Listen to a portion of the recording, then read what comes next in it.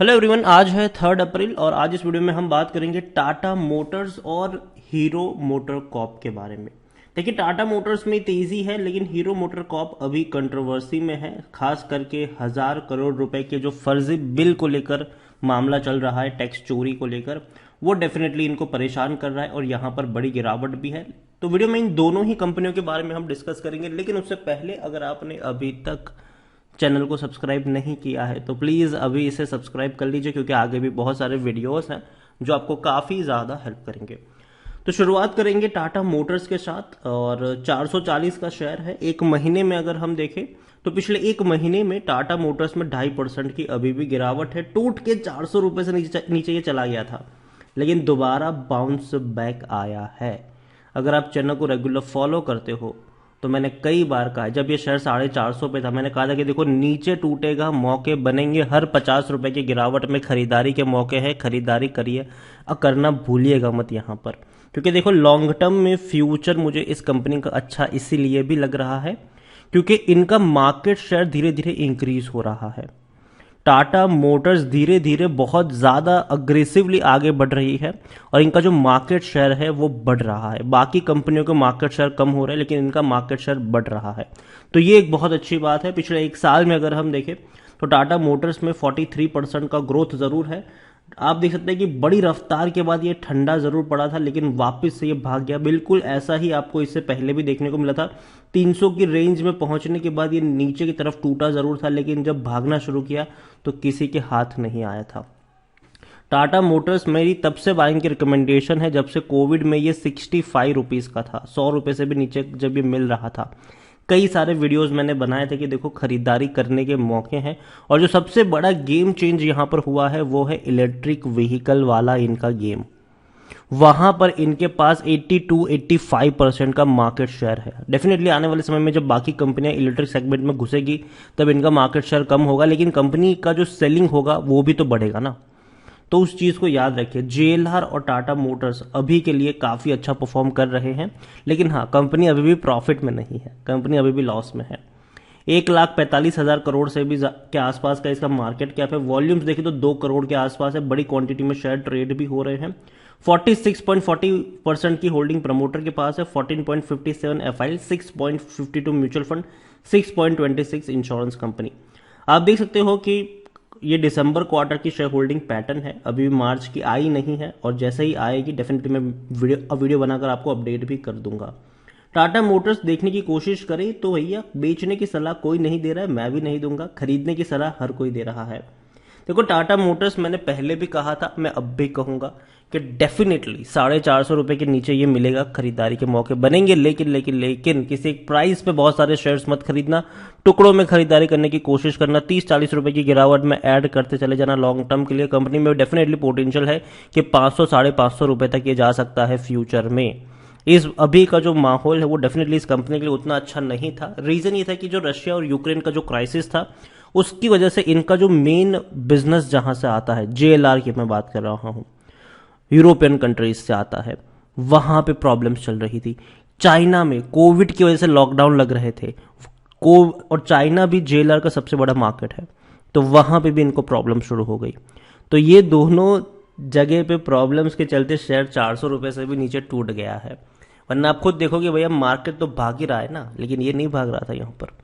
तो यही कहूंगा कि ग्लोबल कंपनियां दिक्कत में है, लेकिन इस दिक्कत का फायदा भी हो सकता है, क्योंकि देखो सिचुएशन हर बार खराब नहीं रहने वाली है, सिचुएशन बदलेगी और दोबारा ग्लोबल मार्केट में भी तेजी देखने को मिलेगी। तो यहां पर भी आप सिचुएशन समय के साथ संभलेगी और तेजी जरूर आएगी। रेवेन्यू इनके इंटैक्ट है, पिछले 5 सालों से इतने ही है, कोई बढ़े नहीं है, लेकिन वह अब इनके रेवेन्यू बढ़ सकते हैं क्योंकि कंपनी की सेलिंग बढ़ रही है और कंपनी ने भैया प्राइस भी अपनी बढ़ाई है। हालांकि एक बहुत बड़ी प्रॉब्लम्स इनके लिए थी, हालांकि हर ऑटोमोबाइल के लिए एक ही प्रॉब्लम थी कि इनके जो एक्सपांशंस थे वो बढ़ रहे थे, जो मार्जिन इनके कम हो गए थे और इस कोविड के चलते और रशिया और यूक्रेन के क्राइसिस के चलते जो मार्जिन थे उसके ऊपर इम्पैक्ट पड़ा था। सेमीकंडक्टर की शॉर्टेज की वजह से इम्पैक्ट पड़ा था। तो कई सारे फैक्टर्स थे, लेकिन देखो ग्रोथ तो लॉन्ग टर्म में इंटैक्ट है। यहाँ पर लॉसेस है, बड़े लॉसेस है, लेकिन इनका जो ईवी वाला बेल्ट है वो डेफिनेटली फ्यूचर में इनको और हेल्प कर सकता है। टाटा मोटर्स खरीदारी का सही मौका है क्योंकि शेयर ओवरबॉट जोन में नहीं है, कोई भी रेड फ्लैग नजर नहीं आ रहा है। 73% एनालिस्ट कह रहे हैं खरीदारी करो, और मेरी भी बाइंग की ही रिकमेंडेशन है यहाँ पर। मैंने पहले भी कहा था, अब भी कहूँ कि जब तक 450 रुपये के नीचे है खरीदारी के मौके हैं। एक बार उससे ऊपर निकल जाएगा तब भैया दोबारा इसको इवैल्यूएट जरूर करना पड़ेगा। लेकिन अगेन 450 के नीचे ऐसा नहीं है कि किसी के रेंज पे बहुत सारे शेयर्स खरीद लो, थोड़ी सी क्वांटिटी ऐड करो, फिर हर गिरावट में ऐड करते चले जाओ। लॉन्ग टर्म के लिए पोटेंशियल जरूर है इस कंपनी में। और ईवी में अगर हम देखें तो कंपनी काफ़ी अच्छा कर रही है और काफ़ी बड़े बड़े ऑर्डर्स भी इस कंपनी को मिल रहे हैं जिसको ये लोग फुलफिल भी कर रहे हैं। तो नज़र होनी चाहिए टाटा मोटर्स पर। उसके अलावा एक और बड़ी कंपनी है हीरो मोटरकॉर्प। देखो 2240 का शेयर है, अभी एक भयंकर गिरावट यहां पर देखने को मिली है। रीजन ये है कि इनके ऊपर 1000 करोड़ के फर्जी बिल का जो मामला है वो इनको परेशान कर रहा है, और यही वजह कि शेयर टूट गया है। यहां पर 11 से 12% की गिरावट है पिछले एक महीने में।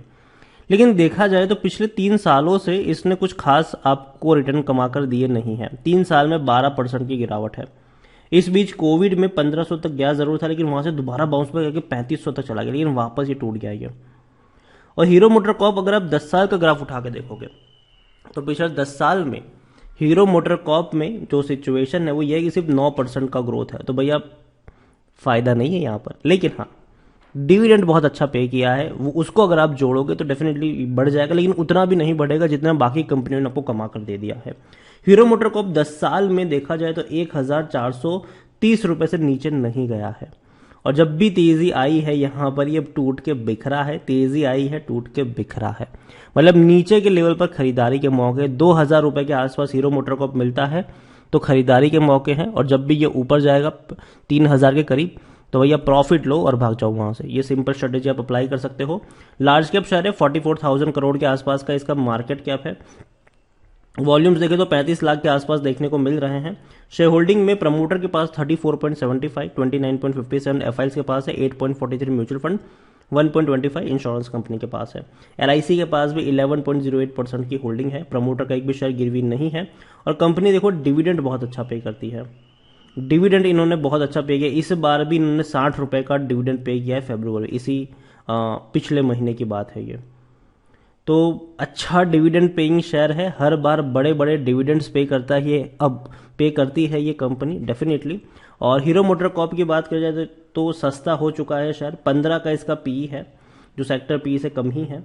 खरीदारी करने के भी सही मौके हैं, और एफडी से भी अच्छा पैसा बनाकर दिया है। देखो जो भी मामला है ये 1000 करोड़ वगैरह का, मेरे हिसाब से ये टेम्पररी है, चीज़ें शॉर्ट आउट हो ही जाती है एंड ऑफ द डे, और थोड़ी बहुत पेनल्टी होगी, भर के ये लोग निकल ही जाएंगे।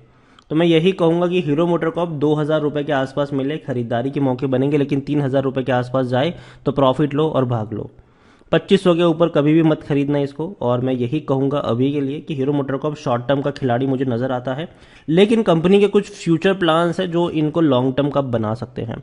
जून महीने में हीरो मोटरकॉर्प की इलेक्ट्रिक बाइक लॉन्च होने वाली है, तो वो एक सबसे बड़ा अट्रैक्शन होने वाला है कि वो लॉन्चिंग कैसी होती है, कितनी ग्रांड होती है, कैसा रिस्पॉन्स उस बाइक को मिलता है, तो वो देखना इंटरेस्टिंग होगा।